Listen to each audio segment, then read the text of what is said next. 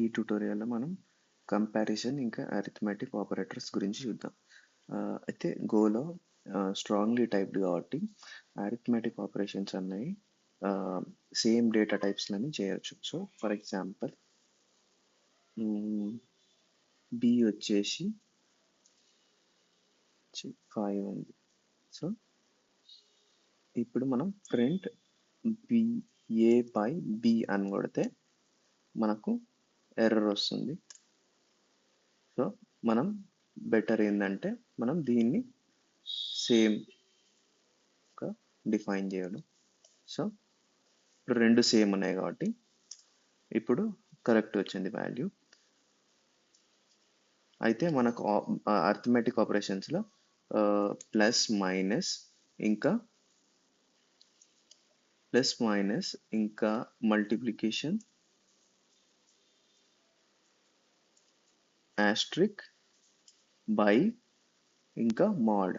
So ఇవి basic operations అన్నమాట.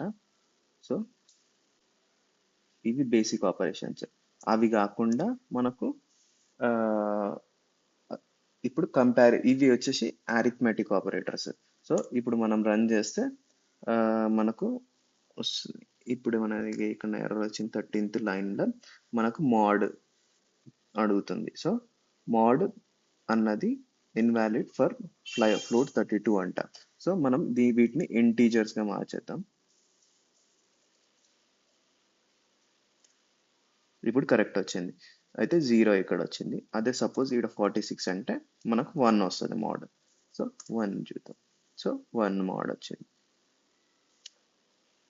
అయితే మనము అరిథమెటిక్ ఆపరేటర్స్ కవర్ చేసినాం. ఇది వచ్చేసి అరిథమెటిక్ ఆపరేటర్స్.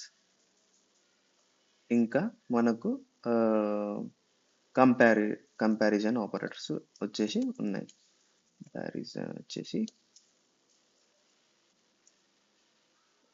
కంపారిజన్లో మనకు if a equal to b or a not equal to b or a greater than b or a less than b, a greater than less or equal to b. So ఇప్పుడు ఇవి comparison operators. ఇక్కడ చూసుకుంటే మనకు ఇవి falls వచ్చినాయి, ఇవి correct.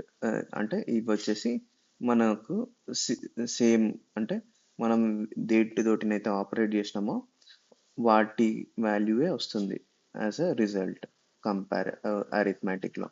And కంపారిజన్లో మాత్రం Boolean values వస్తాయి.